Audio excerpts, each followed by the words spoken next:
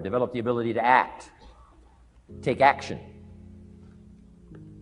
Not hasty if it isn't required, but don't lose much time. Here's the time to act. When the idea is hot and the emotion is strong. That's the time to act.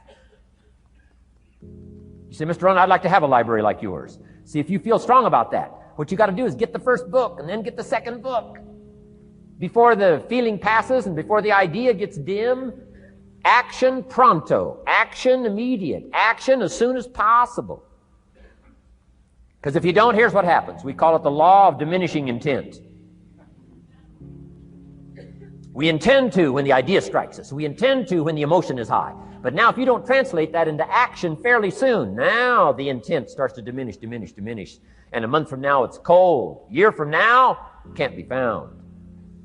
So act. Set up a discipline when the emotions are high and the idea is strong and clear and powerful. That's the time to set up the discipline. Somebody talks about good health and you're stirred. Says, right, I need to get a book on nutrition.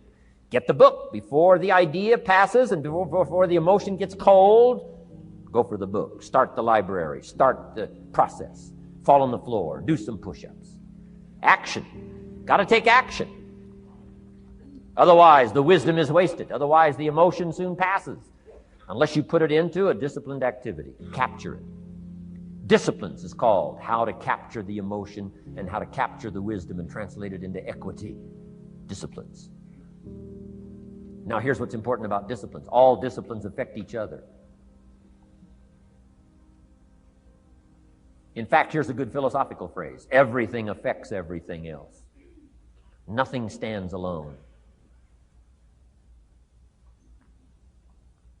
Don't be naive in saying, well, this doesn't matter. I'm telling you, everything matters. There are some things that matter more than others, but there isn't anything that doesn't matter.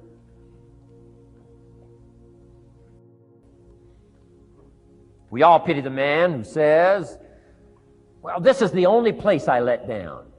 Not true. Key to take home. Every letdown affects the rest of your performance. Every letdown affects the rest.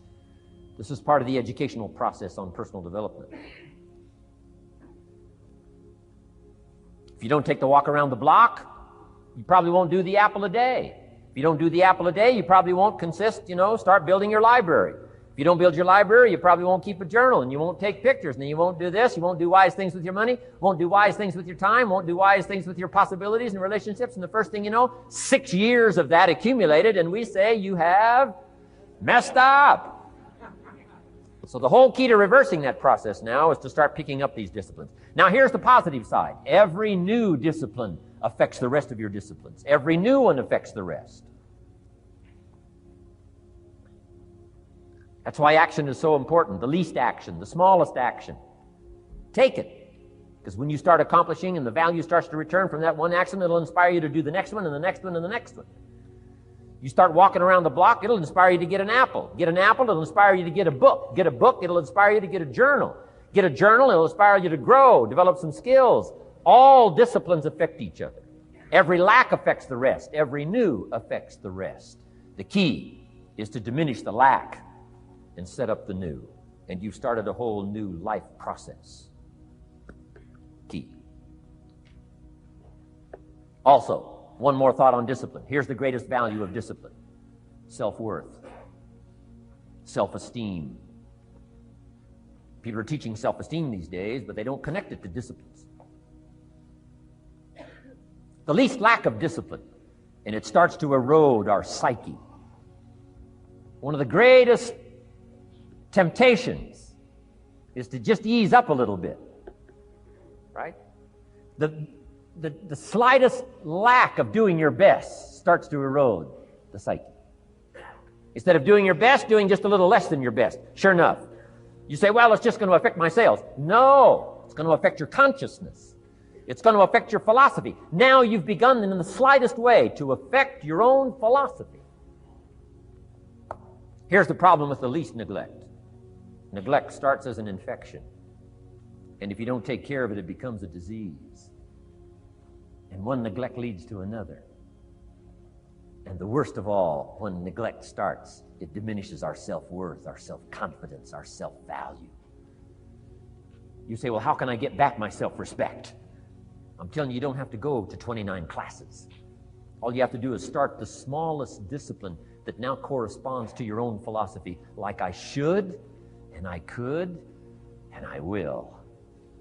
No longer will I let neglect stack up on me so that I will have the sorry scenario 6 years from now, giving some excuse instead of celebrating my progress. That's the key to discipline. Okay? Let's get kids involved in the least of disciplines. One more, and then one more, and then another one, and then another one, and then some more. And the first thing you know, you're starting to weave the tapestry of a disciplined life into which you can pour more wisdom and more attitude and more strong feeling, more faith and more courage. Now you've got something, a vessel in which to put it. And now the equities start to flow. And the early return, I'm telling you, if you'll start this process, the early return will have you so excited. You'll commit yourself to this strategy for the rest of your life. You'll never go back to the old ways. Join a new crowd. Join a new group. The disciplines to do it. Take action.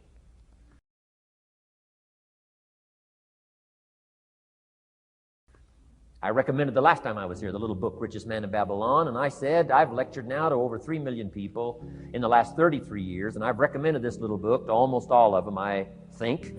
Guess how many have actually gone and got this little book? Answer, very few. My best guess is 10%.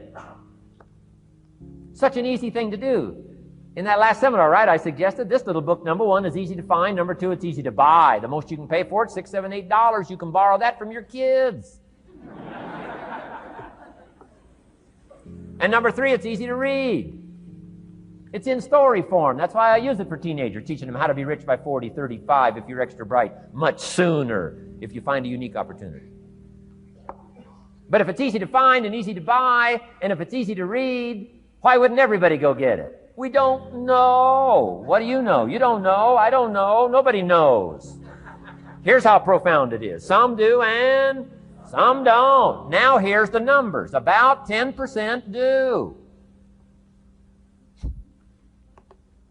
90% don't or won't. And we don't know the mystery of that. And I'm telling you, 10 years from now, those numbers will still be the same. 10% will, 90% won't. The numbers don't change. Only the faces change. You're looking at one of the faces. I used to belong to the 90% who couldn't be bothered even if it was easy. Guess how many people have a library card? Wisdom of the world available. Transform your life in any value amount you want. By the way, how much is a library card in Texas? Free. Here's what free is. Easy. I mean, it can't be any easier than free. Somebody says, well, would you bring it by? Well, no. At least you got to go get it. No.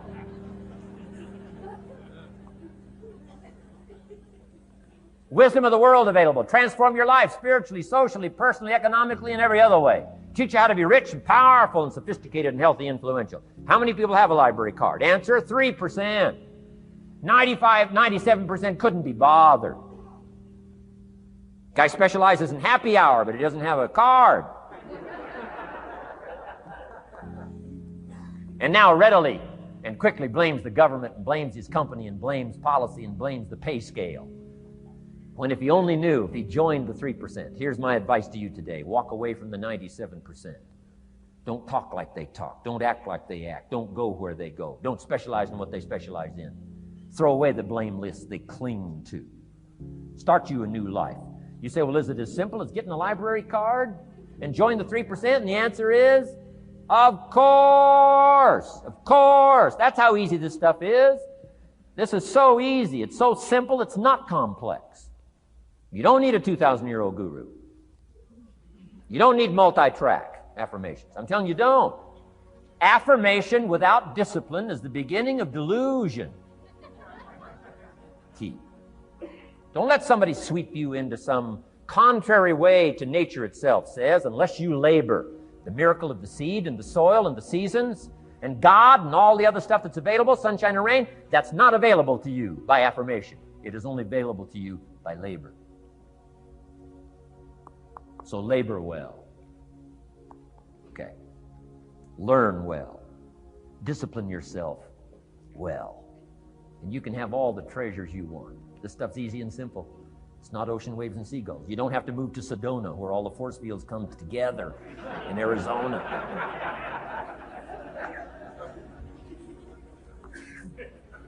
Let's teach our kids the simple ways to transform their health, number 1. Their economics, number 2. Their ability to communicate, number 3. Their life and treasure and lifestyle, number 4. Spirituality, number 5. And the list goes on and on. Let's not leave out any of the least of disciplines that encourage us to do the next one, to do the next one, to do the next one. First thing you know, this whole scenario for you is spinning up instead of out of control on the negative side. This is all you got to do. It's as simple as this. It's as simple as a start, committing yourself to life change. And once you start down this road, I promise you, you'll join the 10% and the 3%.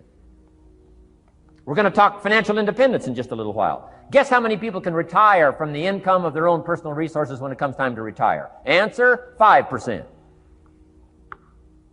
In the most independent country in the world, 95% are dependent, 5% are independent.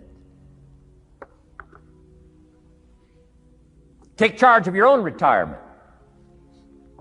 I'm telling you, if you take charge of your own retirement through personal development and all these skills we've taught today, plus what's coming up, financial independence, I'm telling you, take charge of your own retirement, you can multiply it at least by 5, maybe by 10, maybe by 20, maybe by 100.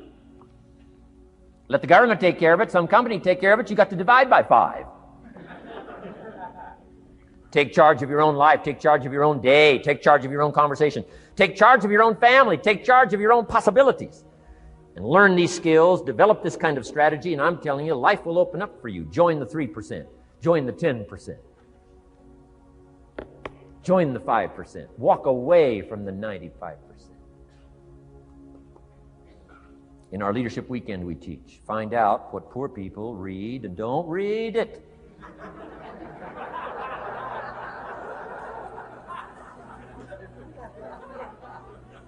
I'm telling you, don't talk like they talk. Lend a helping hand, but don't fall into their poor philosophical scenario. Don't blame what they blame. Don't use the excuses they use. It's called the language of the poor. Switch gears, switch language, switch ideas, switch strategy. Start with the simplest of disciplines. And don't bemean any of these disciplines. The smallest of disciplines starts the process of life change. And if you'll invest in this thing called discipline, you can have whatever you wish. It's called the beginning of a miracle. Now here's the last clue on discipline. Do the best you can. We covered earlier, but here's a good scenario for the do the best you can.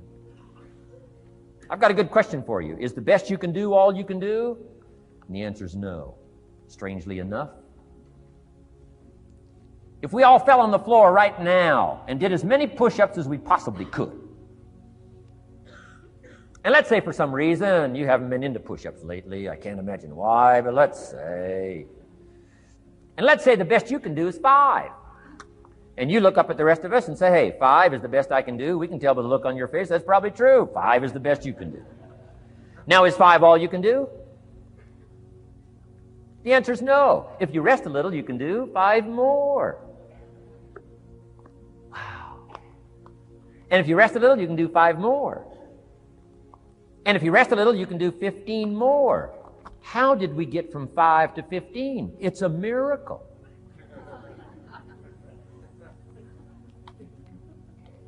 And if you rest a little, you can do 15. Rest a little, you can do 15. Rest a little, you can do 20. How did you get from 5 to 20? It's a miracle. Did you know you can keep doing that? Do a little more, rest a little, do a little more, rest a little, and finally get up to 50 push-ups? Is it possible to get up to 50 push-ups? Of course. How do you go from 5 to 50? It's a miracle. How do you get a miracle going? Number 1, do what you can. Don't leave out what you can, from writing a letter to your mother in Florida. Start cleaning it all up. 2, doing the push-ups. Go from 5 to 50. It's a miracle. Number 1, do what you can. Number 2, do the best you can. Here's number 3, rest very little.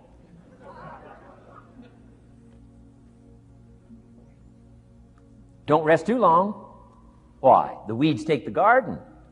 Kids have got that figured out. You can't rest too long. Here's the clue. Make rest a necessity, not an objective. The objective of life is not to rest. The objective of life is to act. Think of more disciplines. Think of more ways and means in which to use your own wisdom and your own philosophy and use your own attitude, your own faith, your own courage, your own commitment, your own desires, your own excitement.